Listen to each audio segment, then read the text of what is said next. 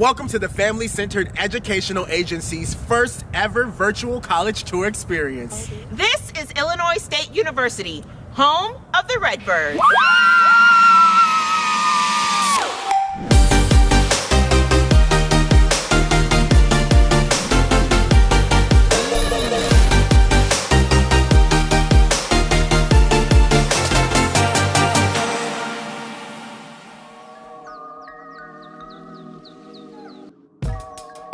All right, guys, so we are on our ISU campus tour. I'm so excited. Y'all should be excited. We are products of the university, so we're going to go ahead and tell you everything that we know about ISU. Yes. So first things first, we are currently on the quad, which you guys will get to see a little bit more in depth later on.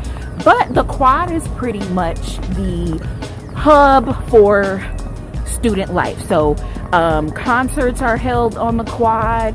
A lot of Greeks and fraternities sometimes have events here. When you first get to ISU, if you decide to attend the school, they do have a student organization fair that happens at the beginning of the year, and literally all of the different organizations on ISU's campus come out, and they're on the quad. You'll get a chance to walk around, see what ISU has to offer. Very, very cool event. What else can we say about the quad, really? One fun fact about the quad that a lot of people don't necessarily know is that this is the largest arboretum in the state of Illinois, meaning that there is one of every tree that is in this state planted on this quad. So cool. I did not know that, and I went here, so new information. Stuff you didn't necessarily know the first time around. So what we're doing, guys, we are approaching the Hall of Business, the State Farm Hall of Business. This is an 170,000 square foot building, fairly new. They're always making updates to the building. All of the time. Literally, while we were students here, they made a couple of renovations, and we got to see the process as we were attending campus. The best part about this building is because it kind of models the Cambridge style of buildings. They have a large courtyard in the center of the building where students can sit, eat lunch, and just meander and do their schoolwork.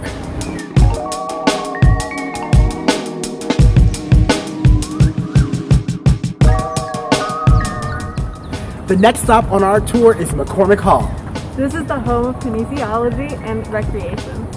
Fun fact about this building, it has a bridge connecting to the recreation center. So nice in the winter time when you really don't want to be outside on the cold quad.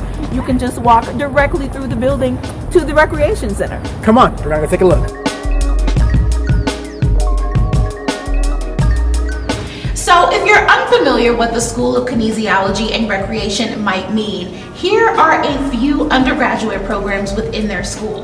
They've got athletic training, exercise science, physical education, teacher education, as well as recreation and park administration.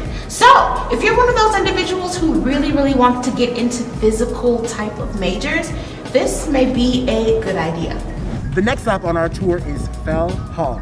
Fell Hall was renovated from a men's housing complex and now serves as an academic and administrative space. It's also the School of Communication and TRIO programs.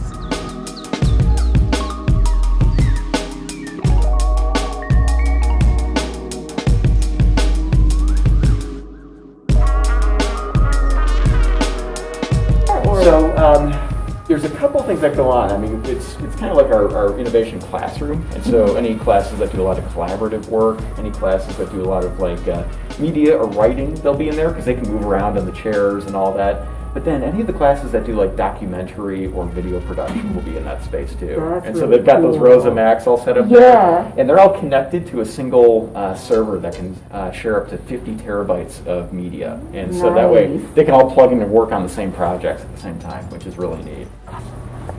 Alright guys, we are now entering the TV10 control room. This is where all of the magic happens. But these are the state-of-the-art cameras that the TV10 students use to film all of their news shows as well as their specialty shows.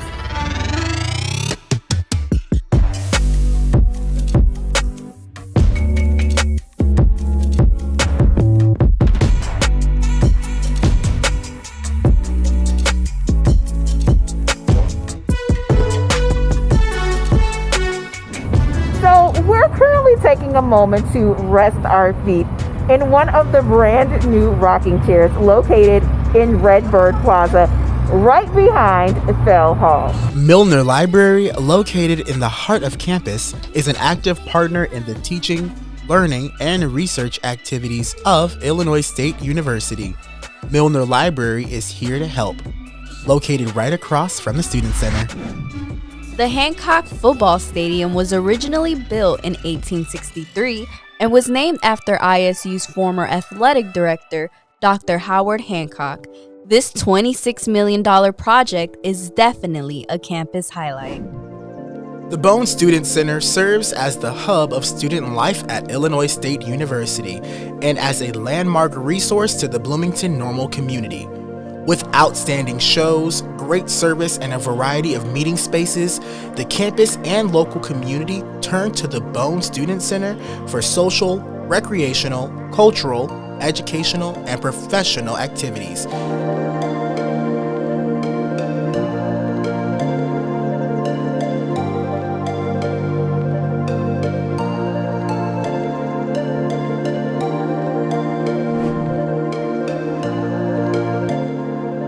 Hey guys, I'm Stephanie. I'm Jay. And I'm Ariana. Thank you so much for tuning in to our very first virtual college tour experience. We are at Uptown Normal today, about to show you all the cool hot spots, ain't that right? Yes, ma'am. Let's go.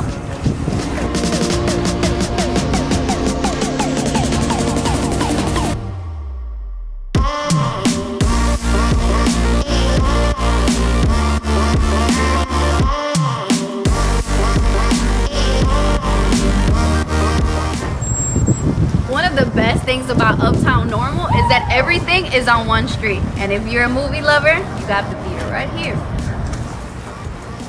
One super good advantage of coming to ISU is that if your parents can't pick you up, you can always hop on the Amtrak.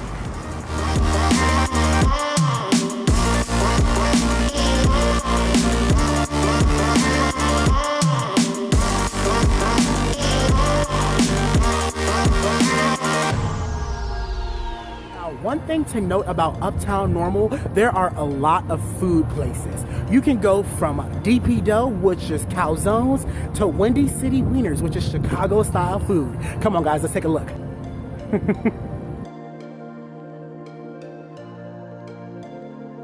If you are up late and looking for a late-night snack, you can always come to Insomnia Cookies. They have the best cookies as well as ice cream.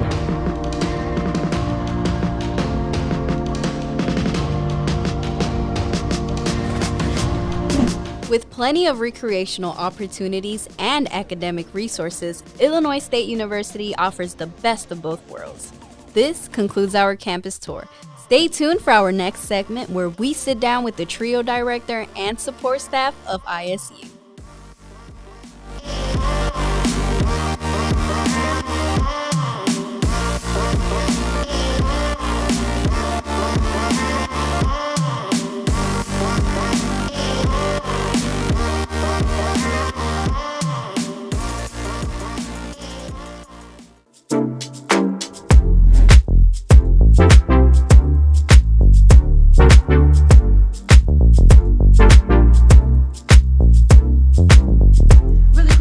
Just introduce yourself. My name is Dr. Black. I am the director of Trio SSS here at Illinois State University. Go Redbirds. I'm excited to have you guys. Awesome. So can you explain for those who do not know what SSS is, what the program does for students and what services it provides? So SSS basically, if those who are not familiar with Trio, we have technically 7 programs, 8 because we count the one for our professionals, but Trio SSS helps first generation students on secondary level. So it's our college, so it'll either be in the community college or it'll be at a 4-year institution. And what we do is help students beyond access, so from access to completion. And some of the resources or service we have is basically what I call foundational service, which is your academic advising, your coaching, your tutoring. In addition to that, you have your financial literacy, you have your study tables. So the framework of TRIO is the same. The management and implementation is where the uniqueness come in of how we assist our targeted population of students. Here at ISU, we have some other things that we kind of put into place in order to ensure student success. For example, like helping students understand themselves as far as identity development and helping them know what they're going to do after they graduate. A lot of our students, they get the degree, and so I call it beyond degree. And so what it is to help you find out who you are in your assessments and things like that, and then transition you into your career as it relates to ISU. In your personal opinion, what makes TRIO programs valuable? For me, what makes TRIO programs valuable, not only just the framework, but the institutional support as well. I think for our program, as it relates to University College and our institution, they have, so we have grant and aid. In order for us to get grant and aid, the institution has to agree to match those funds at 33%. And so we've been able to, even during the pandemic, we were able to increase our grant and aid from $15,000 to $30,000 because our institution of support decided that we will be able to match that 33%. What makes TRIO programs successful is more so a holistic approach to student success. And so it's beyond just the access to the institution, but it actually, like I said, it goes to the preparation that it takes to complete the degree, and then the acknowledgement and identification to help the students into their career actually know what they're going to do after college, because it helps your completion rate. A lot of students don't know what they're going to do, and they tend to try to stay back in college because they're afraid of what's next after. And so I think that that's what makes us unique as a program, because your program is only as strong as the people who actually serve in those positions, and then support that you have, because it's everyone. It's the collaborations and everything. It's not just what we do, but how we allow to partner. Got you. So speaking of serving in those positions, what led you to work for TRIO? So for me, I'm a TRIO alum. So I was a SSS TRIO alum from Northern Illinois University. I came to the college experience homeless. So I was homeless, and that's how I got on to DeKalb County. They offered me a place to stay. And so one of the things for me is that there was a lack of understanding of the fact that if students don't have their Maslow's hierarchy of needs met, they're not able to be successful. They're not thinking about being successful in college, and they have to figure out their basic necessities. And so basic necessities is not necessarily because they come from an impoverished place, is that they bring a level of social and cultural capital to the education environment, and that those basic necessities keep them from having to focus on how they're going to succeed beyond those barriers, right? And so we focus on providing strategies beyond identified barriers, and that barrier can be not just what statistics tell us, but what the student is identifying as a barrier in their life, because it shows up different for each student. Last question for you. If you were sitting in front of a group of high school students who maybe didn't understand TRIO or didn't understand the value, or maybe on the fence about being a part of TRIO, what would you tell them? I would tell them that TRIO is not a place to provide services to at need. It's not a deficient club. It's not a place that we house all the people that's not doing well. We have academically excelling students. We have students that get the opportunity to see life in a different component that your financial setting or place would not allow you. There's trips and events and programs and services that we offer that you wouldn't get access to, and it's the same as being on college. You don't come to college just for the degree. You need to come to college for the experience, and TRIO help guide you in understanding what that experience is like and how important that experience and need is for your career. You come to college, you get that degree, and we all have that degree. The question is, what makes you stand out versus everybody else that had that same degree? That degree gets you access in the door, but it don't land you to space. And so TRIO assists you in being able to ground yourself in a space to answer the question, what is my brand? What do I bring in here, and how can I better advance this job space doing what is similar? The basics is, this is what we're looking for this job, but what you need is, you need a brand. You need something unique that you bring to that space to help elevate the place that you're going to land that job. And so I would tell them TRIO works because we work TRIO. And so we don't serve a big population of students, right? We serve 232 students. That's what makes it unique, because if we could, we can expand it if allowed, but you getting that number in that space, you have to be desiring to take for, you know what I mean, thought into being in a program. If you not, we can give that space to another student that's looking to thrive. So I would say, why TRIO? Because TRIO works, and TRIO works because of the work that is there. Our retention rate here has been extremely high. Our persistence, our students graduate, has been high. Does that neglect the fact that the resources on the institution? No, it doesn't. It's the collaborative partnership that TRIO understands what it takes in order to infuse the success of students. So I would say TRIO works if you want to work it, and it incorporates a level of accountability. And we give our hard work here. We're not here because the money is well. We're here because we believe in the success of you, but we can't believe in it beyond what you're willing to go. We can't give you what you don't want. Awesome. That's a great way to explain it. Well, thank you so much, Thank Dr. you for Black, having for me. joining us.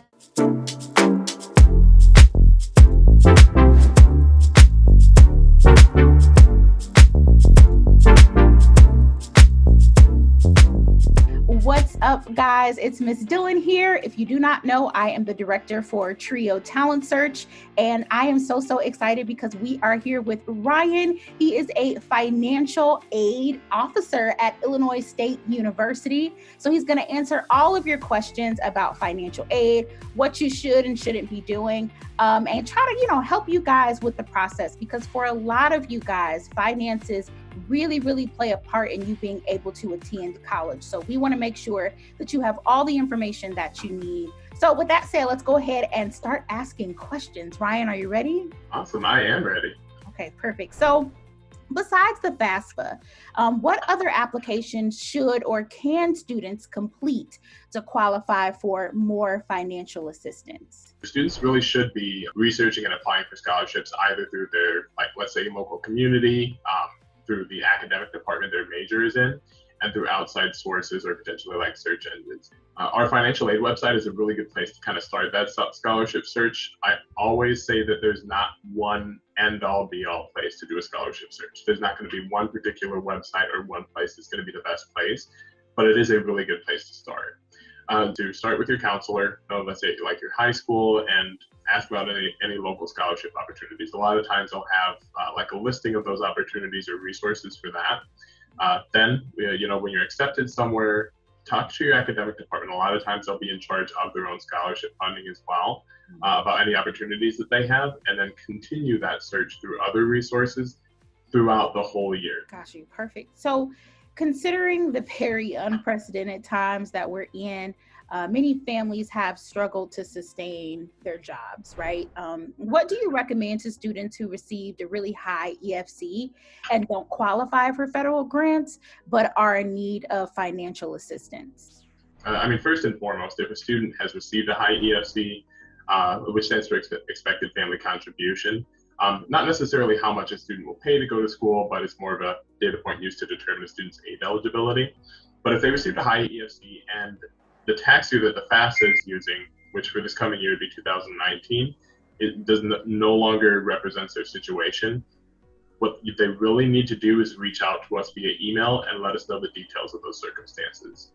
Because we have some flexibility to review maybe a more recent tax year. For instance, if 2020 was not great for a family, but 2019 maybe was in a lot better place, we can review that 2020 tax return and determine if that makes a difference in a student's aid eligibility. Perfect. Well, that's good to know. What happens if a student's financial circumstances change? You kind of sort of answered this, but if it changes during the time that they're in school, so maybe they're towards the end of their freshman year going into sophomore year and things have completely changed, what should they do? Regardless of when that change occurs, always reach out to us. Usually we like it via email because we have that written kind of circumstance there. For record keeping, we can refer to that during our review. And a lot of times we'll need some additional documentation beyond that. We can make sure that they're aware of at least what options they have available at that time to put them in maybe a better place than they were previously. Let me ask you this. Is financial aid negotiable? And if so, how can students appeal their award letters? Yeah, so that's a great question. And my answer to that is it's not necessarily negotiable in the same way that a lot of people think or assume it can be. Needs-based financial aid is really centrally based on that FAFSA. And any aid that is processed has to be determined through that documentation. Certain types of awards or scholarships, so for instance, academic, let's say merit-based scholarships, they may be more flexible on that. What you would want to do, let's say if a student has a question, or let's say they received maybe a different offer and want to see if there's any chance for any flexibility in that scholarship, a student would have to work with the awarding department or party to determine any potential for additional aid in that regard. But for needs-based aid, not quite as flexible aside from reviewing that documentation. Okay. So does ISU offer the FSEOG grant? And if so, how does one apply? So ISU does process it's the Federal Supplemental Educational Opportunity Grant. Gotta love those acronyms. FSEOG makes my life a lot easier. Now, students are automatically considered for the FSEOG grant simply by filing the FAFSA each year. There's no separate application. Nice. Okay. You talked about need-based and merit-based aid quite a bit in the last few questions. What are the requirements specifically for ISU, if there are any?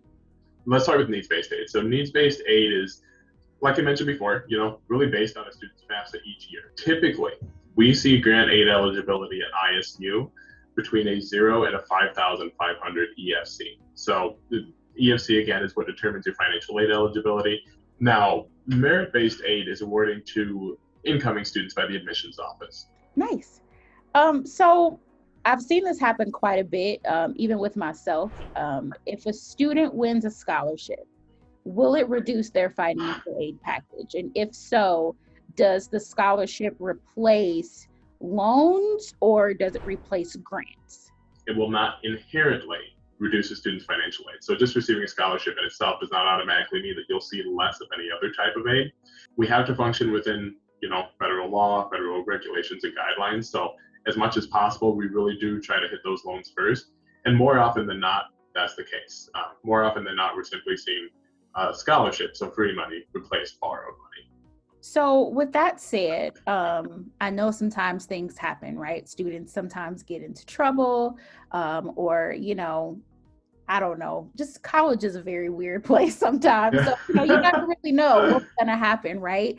Is there anything that a student can do to get their financial aid package revoked? Nothing off the top of my head jumps off as, hey, we're taking this entire thing away. Mm-hmm. But there are certain situations where there may be additional steps or appeals that have to be completed. So for instance, if a returning student is not meeting what's called satisfactory academic progress, or SAP, which typically means that you have to maintain at least a 2.0 GPA and earn at least 67% of the credit hours that you attempt. If you're not meeting SAP after a semester or after 2 semesters, you may be required to submit what's called a satisfactory academic progress appeal. So we can't process federal aid until they have an approved appeal or are determined to be meeting SAP again. So if they get back above that satisfactory academic progress, then they're in good shape again. Okay. So will ISU ever match another school's financial aid offer? Is that something that you guys do? It's not necessarily something that would be matched in terms of needs-based aid because it really, again, like I mentioned, is based on FAFSA and eligibility. However, if a student has a concern or wants to discuss any possibility of merit-based aid consideration or reconsideration, let's say if a student received a Redbird scholarship and they want to maybe see an increase on that, they really like ISU, then they would really want to reach out to admissions to see about the process for that.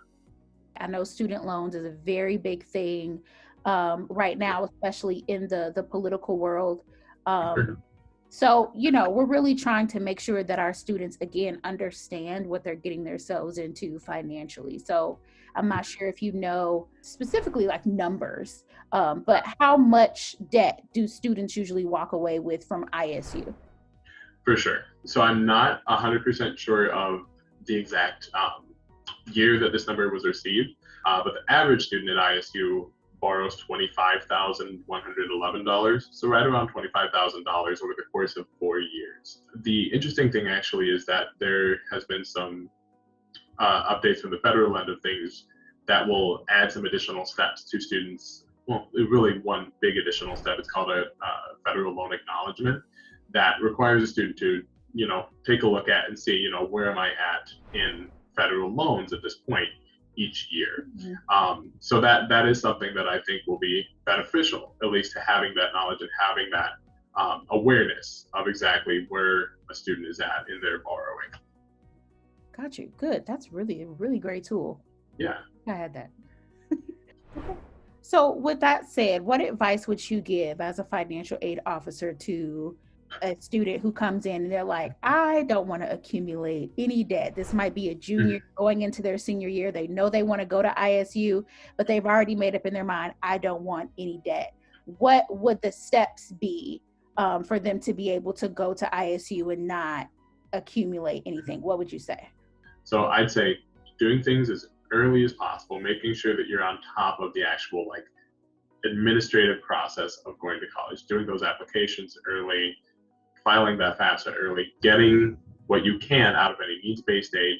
We have that November 15th priority filing deadline. There's a lot of things that are, the FAFSA becomes available in October, do it by November 15th. We get financial aid offers out in spring. We're shooting for March 1st this year for incoming freshmen. There's a lot of things that you really want to make sure that you're on top of. Nice. So my last question for you, we have quite a few seniors that are in our programs, right? And FAFSA is a very big deal for them. What would you say to the students who are kind of dragging their feet? You mentioned it a little bit before about, getting things done early, getting your FAFSA done early. What would be your quick motivational speech to that student who's like, I'll do my FAFSA later? Starting and actually beginning that process is really one of the hardest parts. And once you get onto that FAFSA, start answering those questions, it seems a lot less intimidating. I think that it's an intimidating thing to get on there and start that process. It doesn't have to all be in one sitting, but it really is just important to start, and you'll feel a lot better about finishing it. Awesome. Well, thank you so much, Ryan, for letting me pick your brain today. Yeah. Really, really excited for the futures that these students are going to have. Hopefully, many of them will become Redbirds like I was. I'm always very happy when a student says they're going to ISU. Yeah. So, thank you guys so much for tuning in, and we'll see you guys next time. Awesome. Thanks, everyone.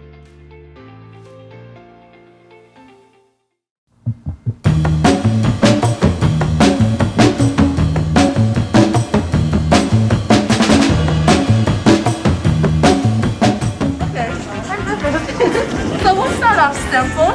So the first question is, let's see if you guys can spell the word 12. Which word? 12. Like the 12 number. Take your time, take your time. Is it TWELETH? Oh, you are so close. Try one more time. Would you like to try? Yeah. Sure.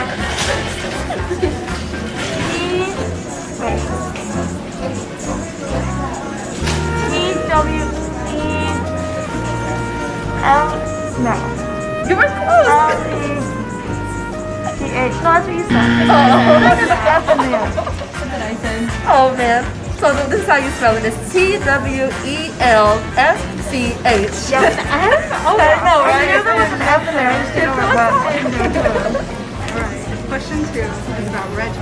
Oh. Sorry, Reggie, if I get this wrong. Is Reggie Redbird named after?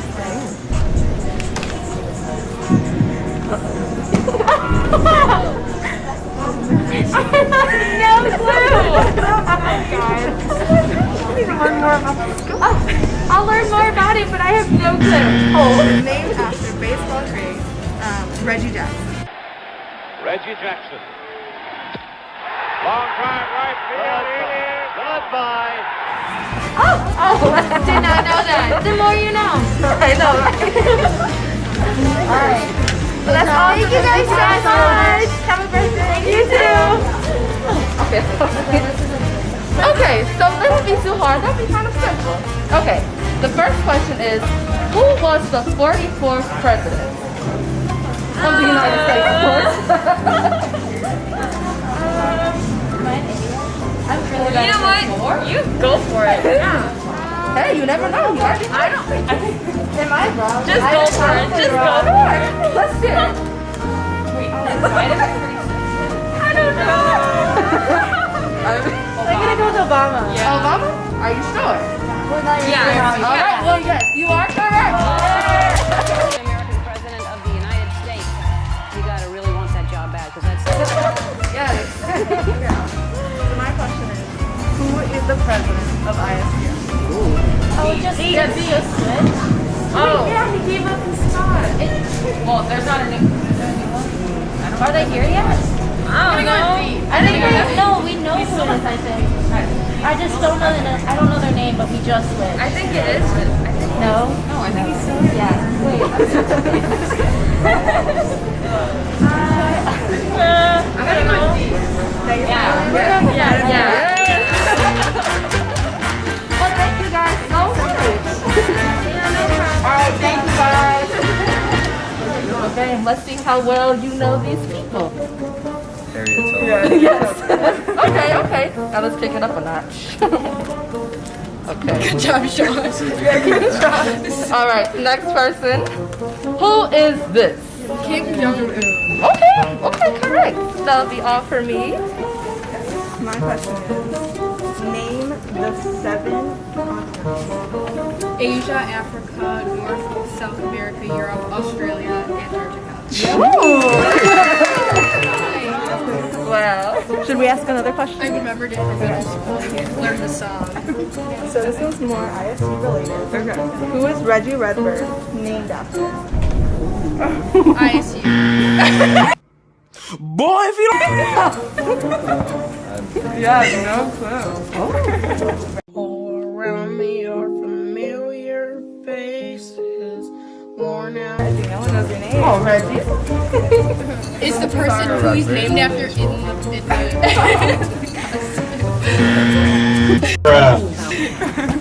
The answer is baseball great Reggie Jackson. Oh. Nice.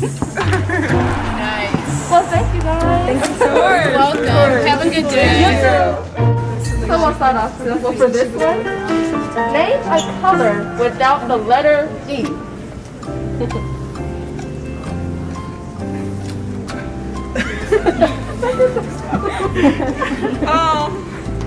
No, this one is tricky. Mint. Say it again. Mint. Well, that works. Yeah, that works. Does that happen? Pink. Yes, pink. Yes, ma'am. Okay. My question is, what does FAFSA stand for? Listen, I don't know. Okay.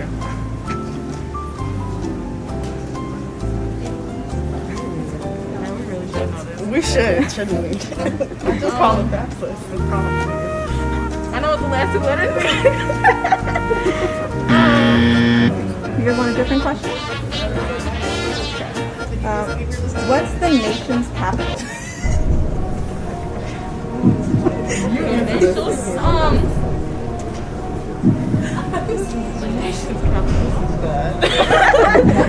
Washington? Not really. Washington, D.C.? Yes, ma'am.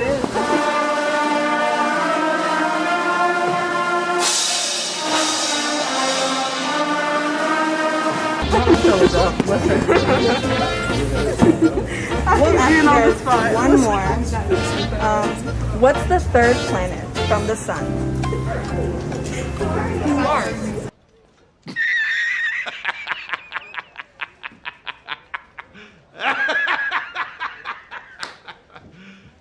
You serious? No?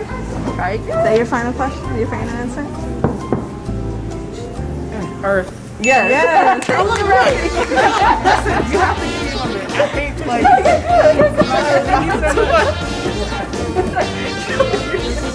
Okay, we'll ask one more question.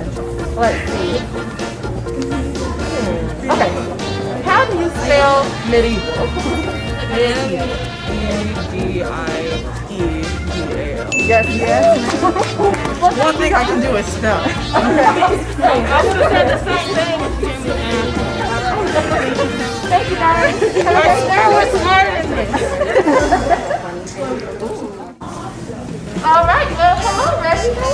So we're going to ask Reggie a few questions today. So Reggie, let's see. Do you know who this man is on the picture? Do you know? Have you ever had a dream that you had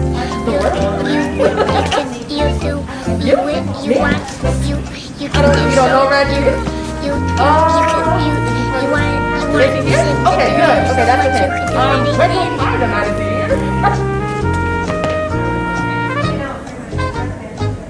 The piano. Always working? Oh, on the computer. Ah, okay. Let's see. Reggie's just kind of difficult, guys. Reggie. Upstairs. He's upstairs. Okay. Outside? Oh, man. Give us one more hint, Reggie, and then I think we can get it.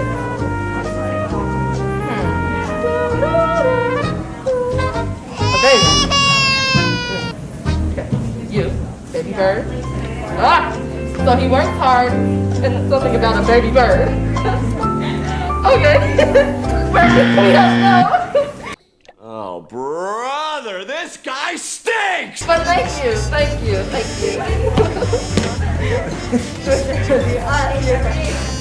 Name a color without the letter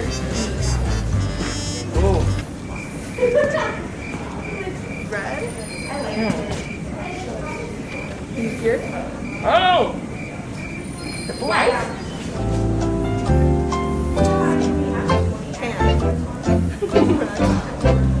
Red. And white. Pink. Oh, pink. Oh, okay. Thank you. Wow. Let's see. I have another question for you, Mr. Reggie. Let me pull one out for you. All right. Let's see. Who was the 44th president of the United States? Let's see. Rock, Barack Obama. Okay. Yes. Let's go. All right. What is the third planet from the sun? Earth? Hey! Wait, it's all Earth? Yeah. You're an astronaut, Gary. How do you not know this? You've been training in school for this for 20 years! Hey, look. Wow. Well, that'll be all for us today, Benita. All right. Thank you, Reggie. Woo! Thank you so much, Reggie. Thank you. Hey guys, I'm on the campus of Illinois State University, and this bell behind me is very significant. When I first came here in 1983 to the university, I was not admitted as a traditional student. I went to a vocational high school and I learned how to paint cars and work on vehicles. But my parents always wanted more for their children, and they valued education. So I took the ACT, and of course I scored really low.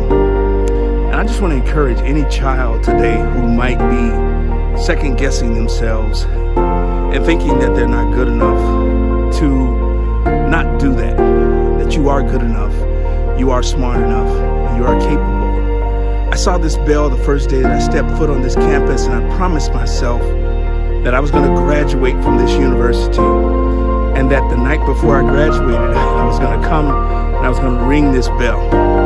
And so, May 1986, I snuck across campus with a hammer in my pocket, and I hit this bell 3 times.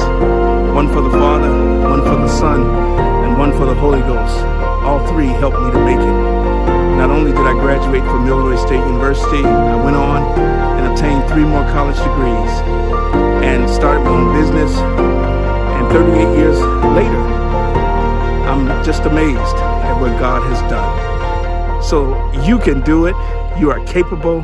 You are well able. If I can do it, anybody can. God bless.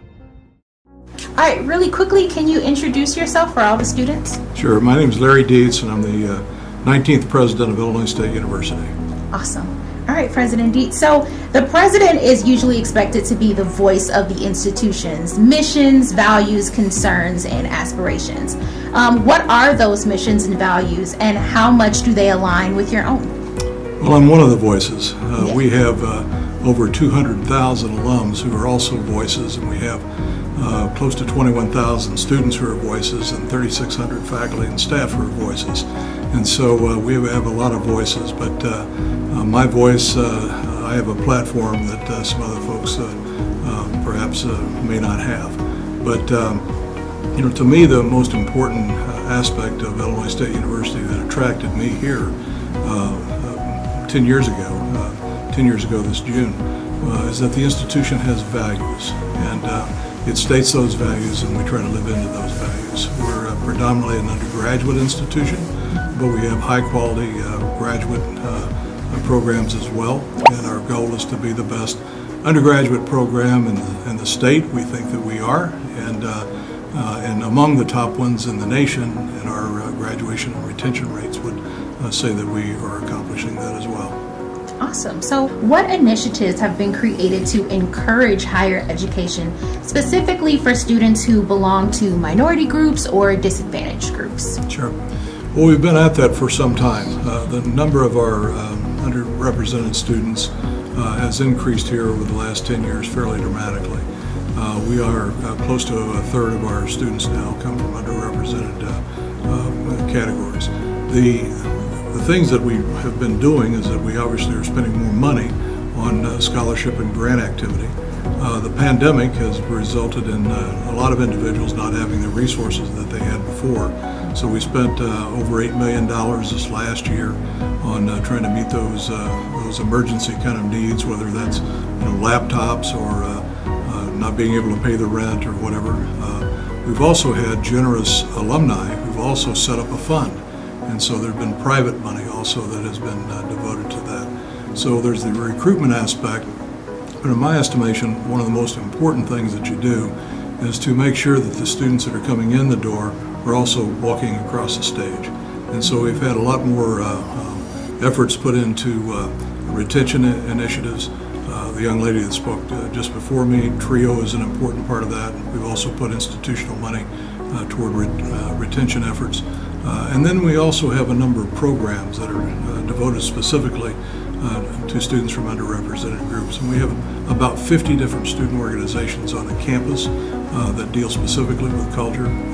We're opening, we hope July 1, this summer, a new multicultural center. And that's about a $6 million facility. So it's both a combination of facilities, programs, and support services for students. Awesome. So for ISU, what is quality education and how is it measured? I think part of the quality relates to the academic criteria that we have. And so we're an institution that really looks at that, and we want to make sure that the students, again, that are coming in the door walking across the stage. But to me, quality also can't exist without diversity. And so we want to make sure that we have a diverse student population. There's also quality in terms of the services that we're offering. We have over 400 student organizations that students can become a part of. And as I've mentioned, some of those are culturally based. We have social organizations, we have professional organizations. So the students that come here not only want a degree, but they want an experience. And so those registered student organizations are some of the experiences that those students have. We also have invested a good deal of money in our mental health counseling, particularly during the pandemic. That's been an important piece. So we've done a great deal to try to meet student needs. Awesome. That's really, really great that you guys have invested into mental health. So going in that same vein, can you tell us about a setback that you've had in your career and how you've recovered from it? Sure. First thing I'd say is that resumes hardly ever tell the whole story because they're linear, and it looks like everything was planned and you achieved everything you ever attempted. Most people that would be talking to you, if they said that, they probably are pulling your leg, because everybody's had a detour on occasion. The most immediate example, I would say, is that in around 2013, I came here in 2011 as a vice president for student affairs. In 2013, the president that hired me announced his retirement. My plan was to work for him until I retired, but he had different plans for himself, and so I applied for the job, and I didn't get it. I was told I was a close second in the search, but they hired a sitting vice president from an institution on the East Coast, and that person came in, and frankly, it just wasn't a fit. They lasted for about 7 months, and the chair of the board came back to me and said, you finished very, very closely, and we're delighted that you didn't leave, because you finishing that closely, we're not going to do another national search. If you want to be president, we would be delighted to have you in this role. So to me, the message there is that it's easy to celebrate when you get things that you want. Everybody wants to jump on that bandwagon. The critical part, and where your character shows, is whenever you don't get things that you want, because a lot of people watch that and how you handle it. So the main thing, it's not bad to be disappointed, but it's also not the time to run out of the room with your hair on fire. So learn from it, stay with it, and good things will happen. I'm a firm believer that good always comes out of bad. And so that was probably my most recent detour, if you will. And since that time, I'm in my 7th year, and by the time I retire in June, I will have been in my 8th year as the president of the university. And it's just been a terrific honor to serve this institution. Got you. That's a really, really great story, right? We try to teach students about, what do you do when you don't necessarily get what you want right away? Do you walk away from it, or do you kind of persevere and stay and wait for things to work out? So thank you for sharing that. That's an awesome story. So you did say that you are retiring in June. Did I hear that correctly? Yes. So what are your hopes for the future ISU and its students? Well, our mantra for the entire time I've been the president has been that we're a strong and stable institution. And that's been during a time where that's not been the case for a lot of other public universities in the state of Illinois. They've had enrollment declines and program cuts and layoffs, and we've never had any of that. So we've been strong and stable really for quite a long period of time. So my hope is that they would continue that, and I think they will. My other hope is that we keep our academic programs on the cutting edge. We're thinking about introducing a new College of Engineering, for example. That would be another cutting-edge program. We just implemented a cybersecurity program, and that we also make sure that the services that we have available for students are also cutting-edge. And I think we have all three of those things. So I know other people can come in, will have different ideas about where we need to go, and those are fine. But strong and stable, cutting-edge, I think, are two words, or several words, that we need to focus on. Awesome. So what advice would you give to those who aspire to obtain a higher education, but either don't feel capable or they just don't have the support? I would first of all ask them to define don't feel capable and don't have the support. Whether that's money, a lot of people have financial challenges. Well, there's a lot of money available through financial aid programs, scholarships, grants, loan, employment.